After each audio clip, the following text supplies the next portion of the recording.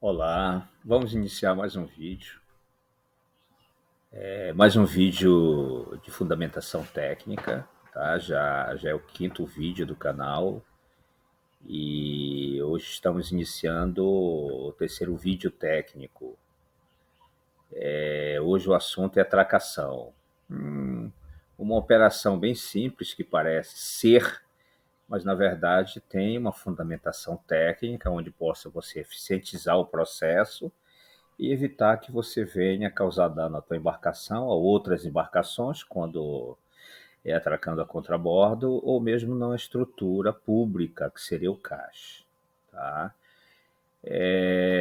A atracação, depois de uma viagem, é importante que se atente para uma série de detalhes, inclusive do meio, corrente, ventos e etc. A priori, vamos verificar a questão das tecnologias que nós vamos utilizar aqui. Tá? Alguns recursos materiais têm um nome próprio, tá? Como espias, são cabos usados para atracação. A gente vai ver, tá, que as espias, tá, são recursos utilizados para atracar uma embarcação. Tá? Nós temos os cabeços, sua estrutura no porto ou no navio para fixar cabos. Tá? Nós temos também os cunhos, que são outra estrutura física, que é em forma de T, com duas bases, para fixar cabos. Atracar contrabordo é quando fazemos uma atracação a bordo de a contrabordo, do lado do bordo de outra embarcação.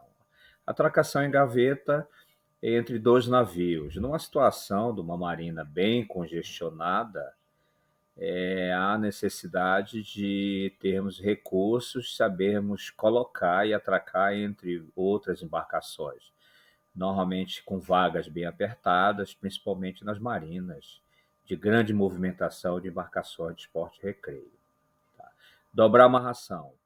Dobrar amarração é muito comum se fazer em portos onde há muita incidência de maré, corrente, muito vento, tá? Para evitar que a tua embarcação desgarre ou saia de um atrocadouro, tá? E possa ficar à deriva. A lar de guia é uma alça dada no chicote de um cabo para laçar nos cabeços. É considerado o rei dos nós. Vai ter um vídeo aqui especificamente falando sobre nós, tá? Cabo. Tá? E as defensas. Defensas são as peças emborrachadas, tá? Que servem para proteger o costado da embarcação do costado de outra embarcação até a estrutura mais rígida do cais. Tá? Essa situação.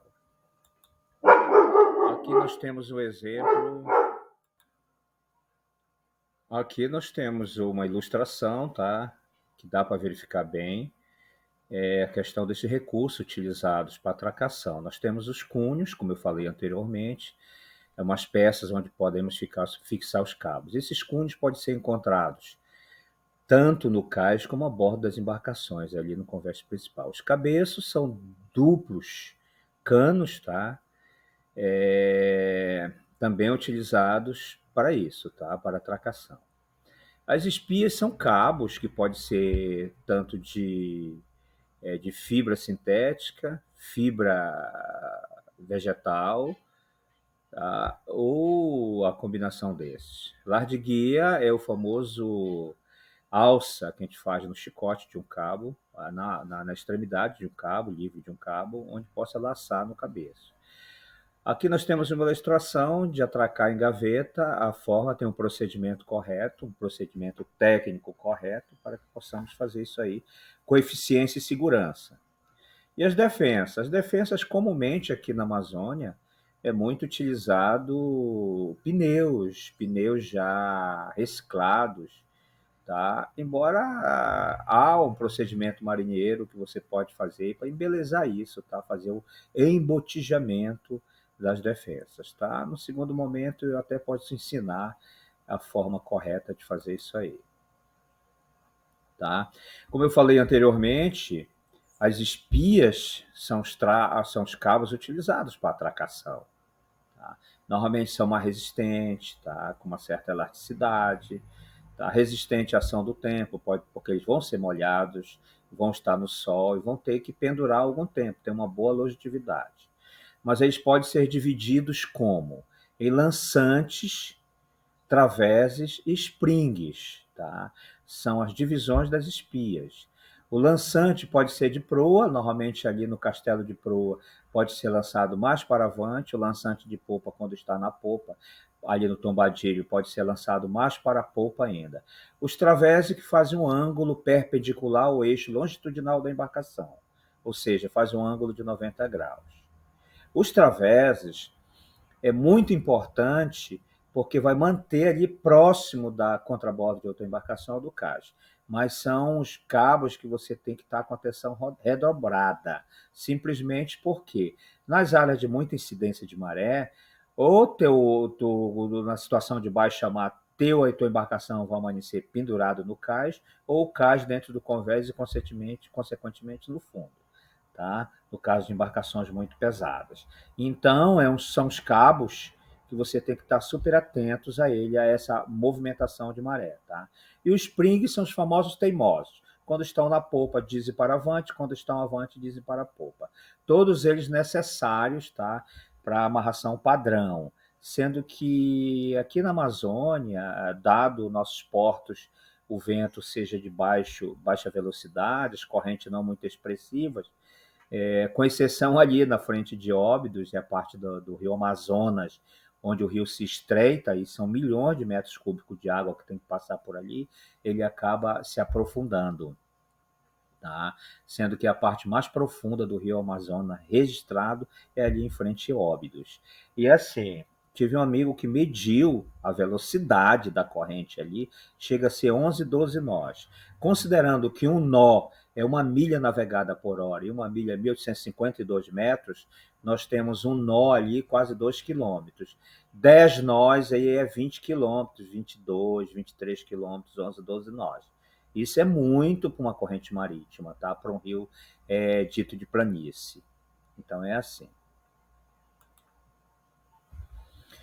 Macetes para atracar com segurança. Assim, quando você se aproximar do cais, é muito importante que você verifica a incidência de maré, qual a situação, se está baixa mar, se a maré está alta ou baixa, tá? Toda essa situação, para que você venha conhecer isso aí.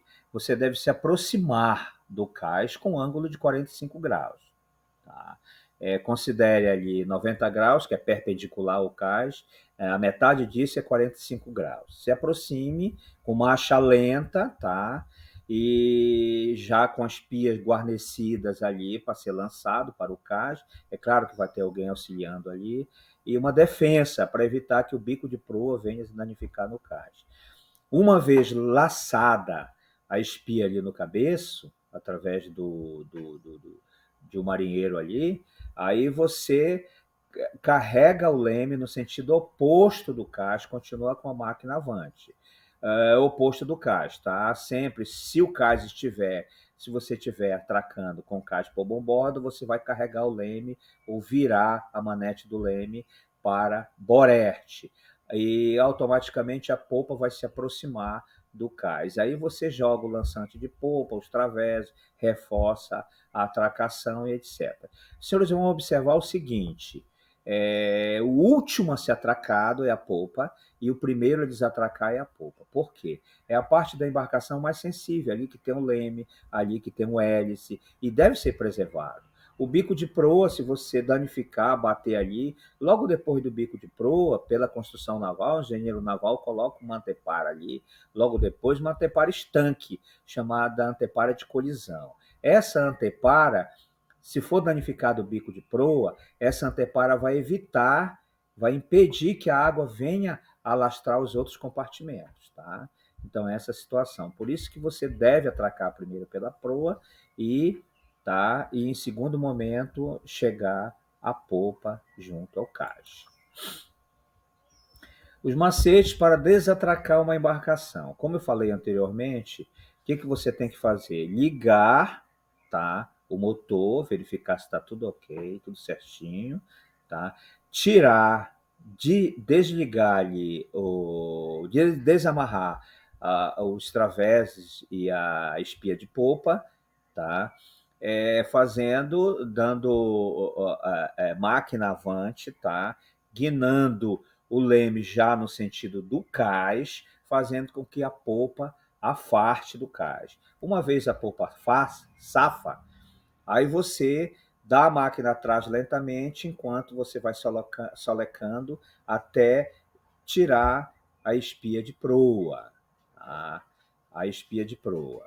Aí dá a máquina atrás até numa área safa, aí a partir daí você guina conforme a vontade do comandante e conforme sugere o percurso da tua viagem. Tá? É essa a situação. Não esqueçam de recolher as defensas arrastando na água, ali submersa, ali na flor da água, vai causar arrasto, e esse arrasto vai aumentar o consumo de combustível, tá? Entendam isso aí. Tá?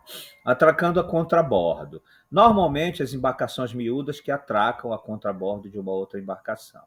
Essa embarcação pode estar já atracada no cais ou simplesmente atracada ou navegando em baixa velocidade. Tá? Já aconteceu, digamos, eu ter que levar alguma pessoa que perdeu a embarcação até aqui na Amazônia com lancha, e o procedimento é aproximar-se sempre a sotavento. Nós vimos anteriormente, tá? Até tem uma ilustração aqui que sugere o que é o barlavento. O barlavento é por onde entra o vento na embarcação. Sotavento é por onde sai o vento. Independente se o vento está entrando pela proa, barlavento é proa, e saindo pela popa, sotavento é popa. Se estiver entrando por borerte, tá? Barlavento é borerte, e saindo sotavento por bombor. Tá? Por que a aproximação sempre é sotavento?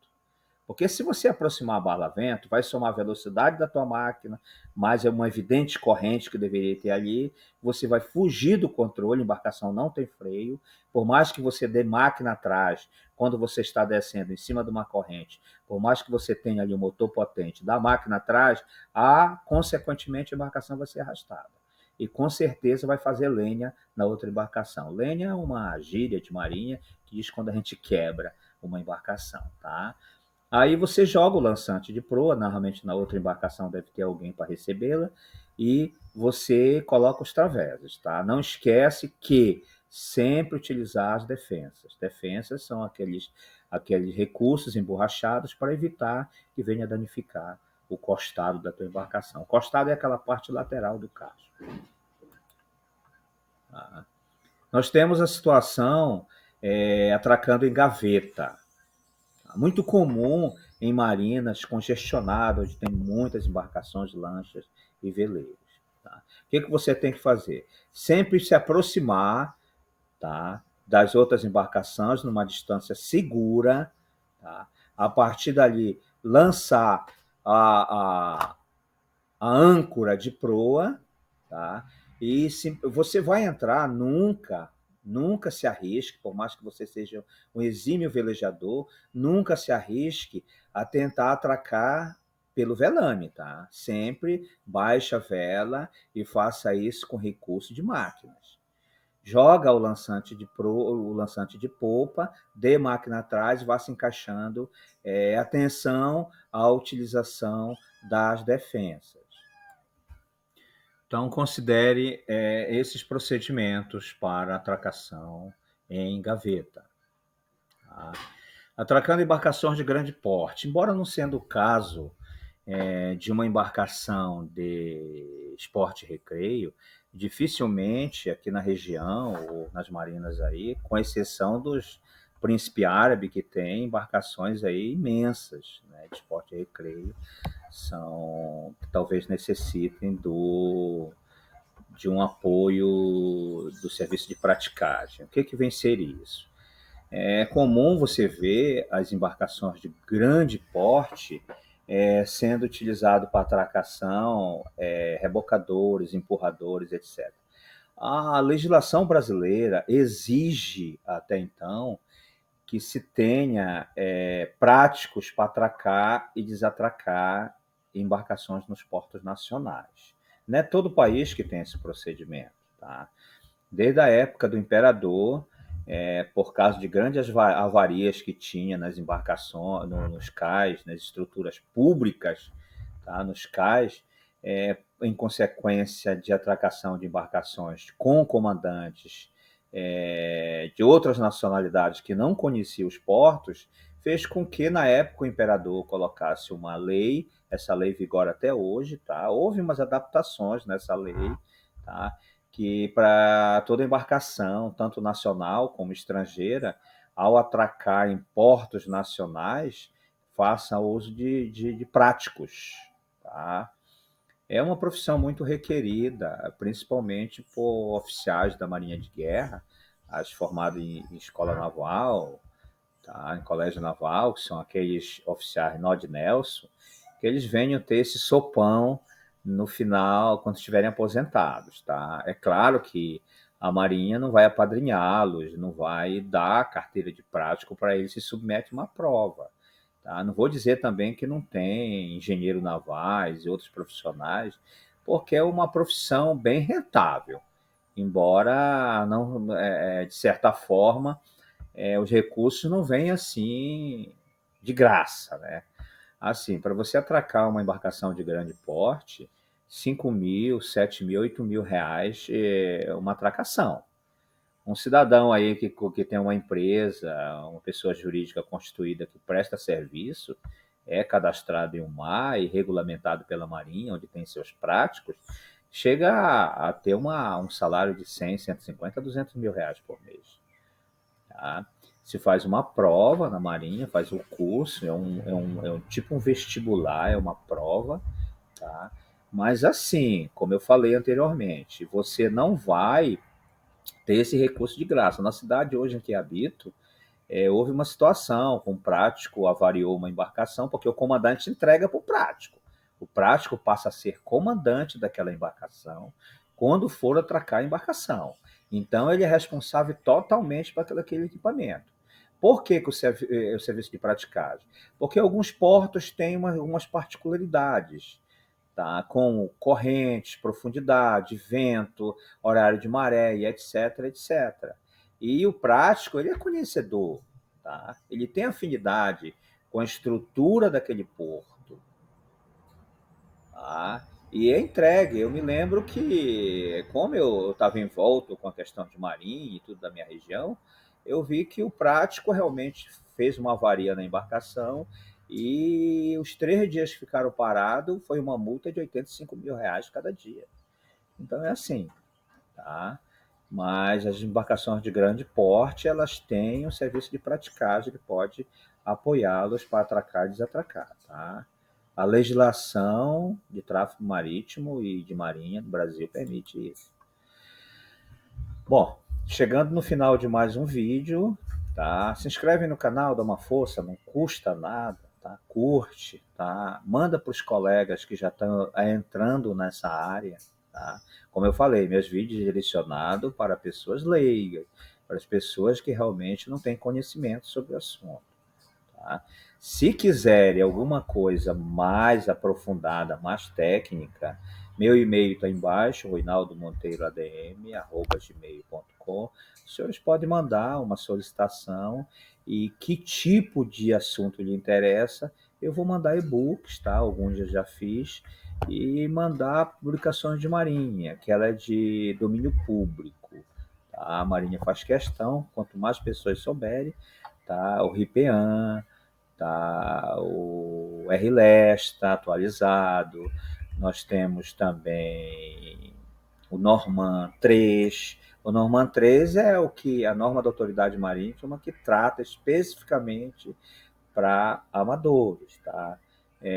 Desde os cursos, a sessão, a carreira de amador, arraiz amador, mestre amador, capitão amador, critérios para habilitação, assuntos para habilitação, assim como para você criar e fundar entidades náuticas como iate clubes, etc. Tá? Eu mando todo esse recurso para os senhores através de e-mail, tá? Por e-book, em PDF, para os senhores apreciarem, estudarem, tá?